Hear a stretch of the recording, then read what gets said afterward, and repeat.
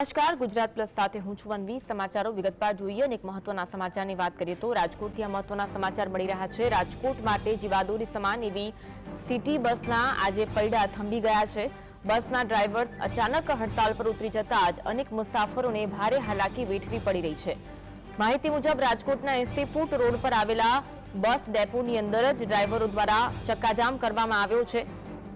ડ્રાઈવરોનો આરોપ છે કે અનેક વખત પગારની રજૂઆત કરવામાં આવી છતાં નિયમિત પગાર ન થતા આ વિરોધ કરવામાં આવી રહ્યો છે।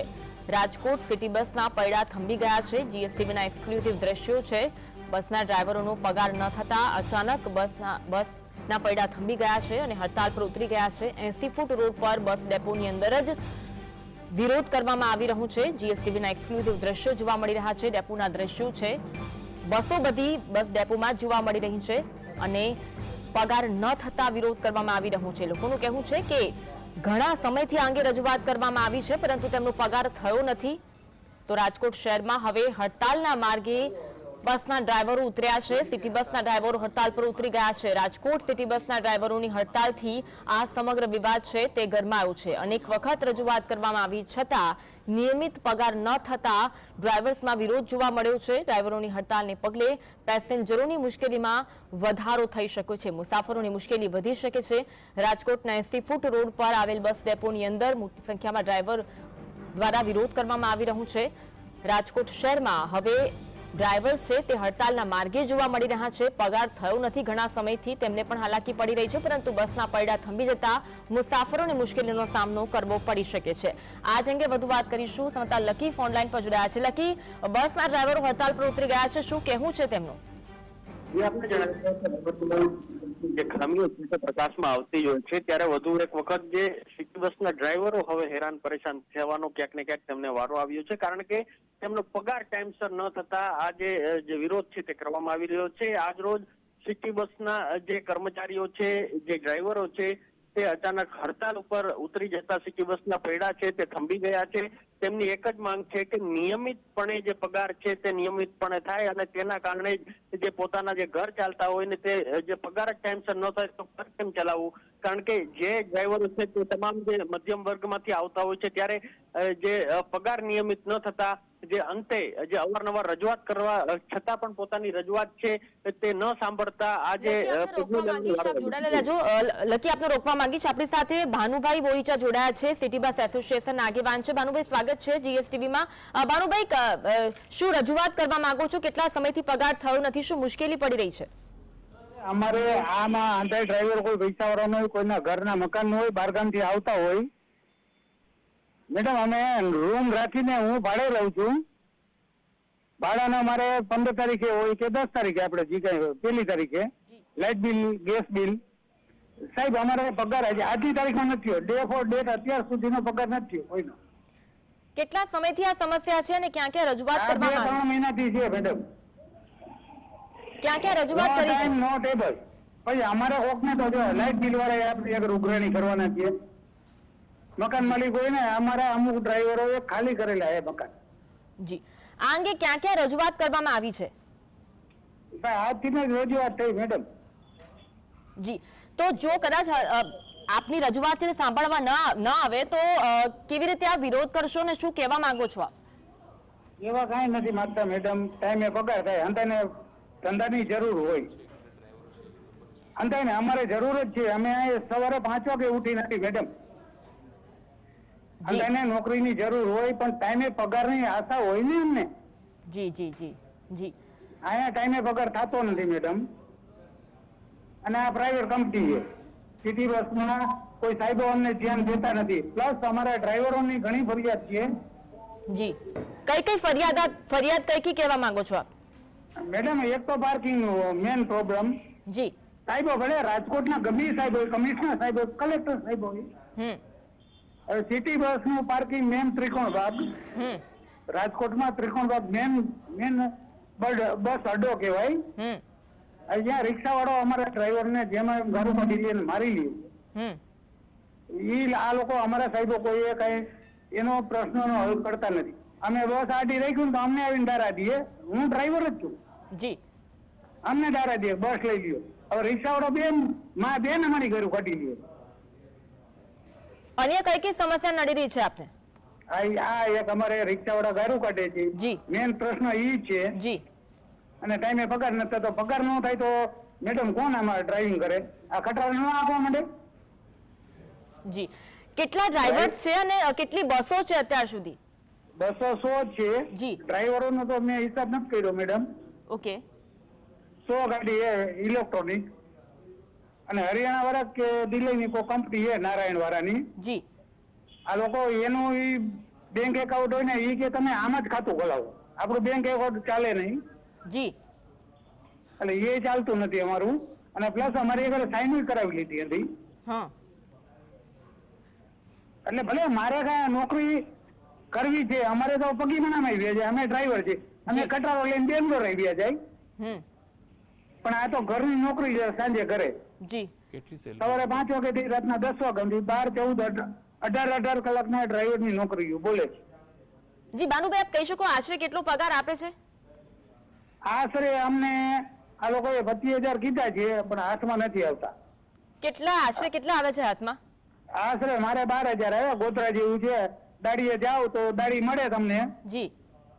હા, વખેડ વાઢવા જાવ ને આપણે ખેતી કરવા જાય તો. જી જી જી. તો મેડમ ઈ અમને ઈ મળે છે. બાકી અમે નો આવી, અડધી કલાક લેટ આવ્યા તો કેટલી નથી. જી જી બિલકુલ. એટલે ડ્રાઈવરને પાછું જવું પડે. ઈ ડ્રાઈવર બપોરે પાછો આવે. જી બિલકુલ. બપોરે બીજો ડ્રાઈવર ઉતરે તો એને રોજી મળે, નકર એને બિચારા ઘરે રહેવું પડે. જી. ઓકે, ચલો એક સવાલ કંપનીમાં રજૂઆત કરી તો શું ઉત્તર આપવામાં આવ્યો છે આપને? મેડમ અમે રજૂઆત તો 4 મહિનાથી કરી છે. હા. આ લોકો કોઈ જવાબ દેતા નથી. આ લોકો અંદર હિન્દી ભાષી, અમે ગુજરાતી. હા. એટલે આપણે કઈ કહીને તો આ લોકો હાવ ઓલો હિટલર શાસન ન હોય. હા. આ હિટલર શાસન જેવું અમારી ઉપર કાયદેસર એમ છે તમારે આ નહીં કરવાનું, તમારે આ નહીં કરવાનું. હવે મેડમ ગાડીની સીટું છે ને, ડ્રાઈવર સીટ. જી. ઈ હાવ ખાડામાં હોય તો અમે ઘરેથી ઓછી ખાલી આવી. ઓકે. હા. આ તો ઈ એમ કે કાર્ડ નહીં રાખો, નો એલાઉન્સ. નો એલાઉન્સ તો તમે આની ડ્રાઈવર સીટ કમ્ફર્ટેબલ કરો. જી. ડ્રાઇવિંગ કરતો હોય એ પ્રમાણે સીટ હોવી જોઈએ. પણ મેડમ આ લોકો સાંભળતા નથી, અમને દારા જ દે. ઓકે. આ અમારી રજૂઆત છે.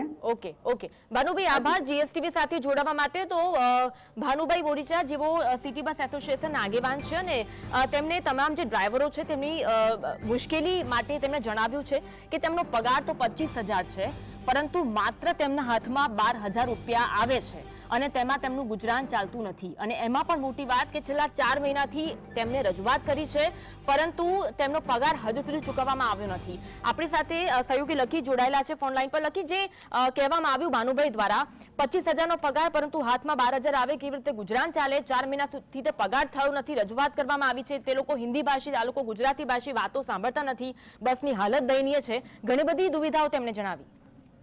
જી ચોક્કસથી અવારનવાર આ પ્રકારના જે અવારનવાર તેમના દ્વારા જે રજૂઆત કરવામાં આવી છે, પરંતુ તેમના દ્વારા જે સામે પક્ષે કોર્પોરેશન કોઈ પણ પ્રકારનું ધ્યાન નથી દેતું તેવો આક્ષેપ છે તે કરવામાં આવતો હોય છે.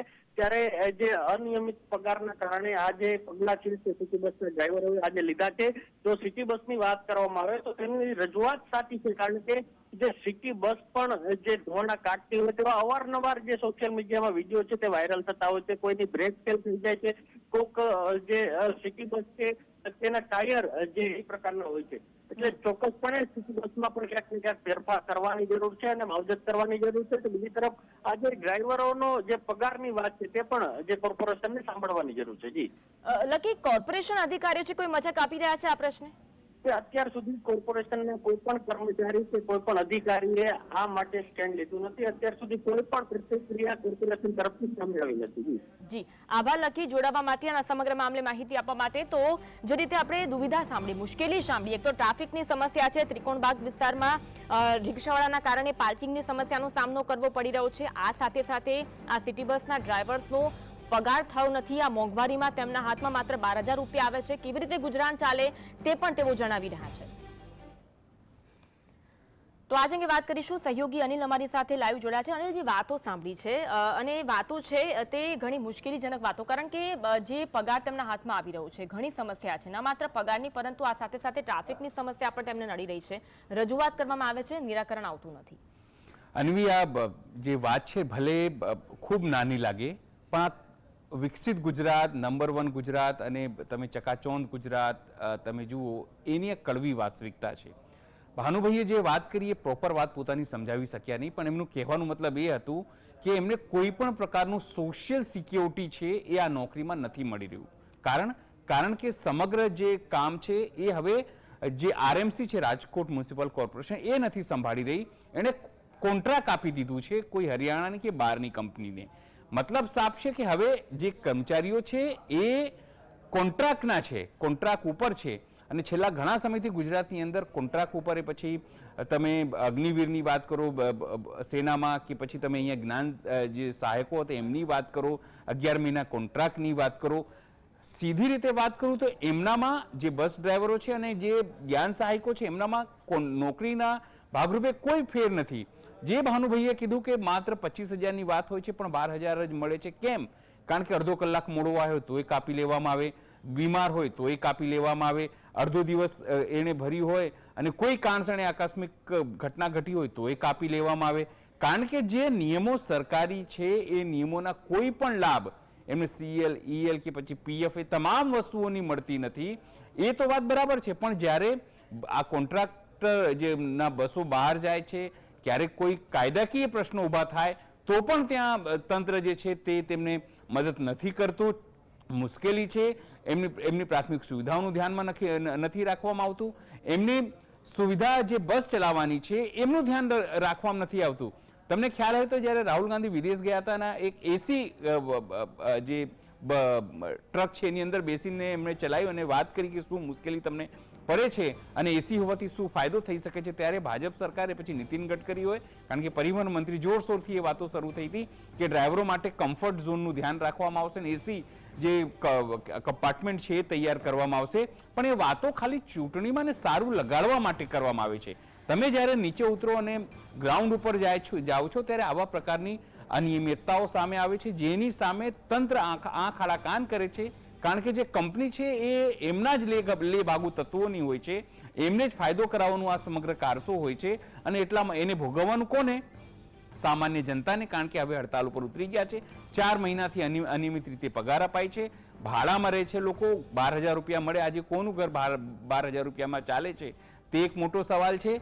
તંત્રને કંઈ પડી નથી. ઇલેક્શનમાં મોટા મોટા વાયદાઓ અને આ પછી આ કડવી વાસ્તવિકતા. હવે આ લોકોના હાથમાં છે કે તેમને તંત્ર બદલવાનું છે કે આવી રીતે જેમને મજા આવી રહી છે કે ભલે એમને મુશ્કેલી પડે પણ અમે કંઈ જોઈશું નહીં, અમે મનગમતા લોકોને જ મત આપીશું, અમારી સુવિધાનું કોઈ ધ્યાન નથી. અને આ એક કડવી વાસ્તવિકતા છે. આજે જો હડતાલ નહીં સમેટાય તો સામાન્ય રાજકોટના જે લોકો છે, જે ગરીબ લોકો છે, જે બસનો લાભ લે છે, જે લોકો આવન જવા માટે ઉપયોગ કરે છે, કારણ કે સવારે જ હડતાલ થઈ ગઈ, ઓફિસ જવામાં આવવા જવામાં મુશ્કેલી પડશે. એટલે જે મુશ્કેલી છે એ તમામ રાજકોટવાસીઓને થશે. માત્ર રાજકોટવાસીઓ નહીં, અમદાવાદના ડ્રાઈવરોમાં જે કોન્ટ્રાક્ટ છે એમાં પણ સમસ્યા છે, સુરતમાં પણ જ્યાં સમસ્યા છે, જ્યાં પણ આ કોન્ટ્રાક્ટ થકી તમામ વસ્તુઓ ચાલે છે, પછી કોઈ પણ વિભાગમાં હોય એ તમામ જગ્યાએ સમસ્યા છે. અન્વી જી જી જી એટલે કે અર્થતંત્ર આગળ વધારવાની વાત હોય, વિકાસ કરવાની વાત હોય, એની વચ્ચે દીવા તળે અંધારું જોવા મળી રહ્યું છે. આભાર અનિલ જોડાવા માટે અને આ સમગ્ર મામલે વાત જણાવવા માટે.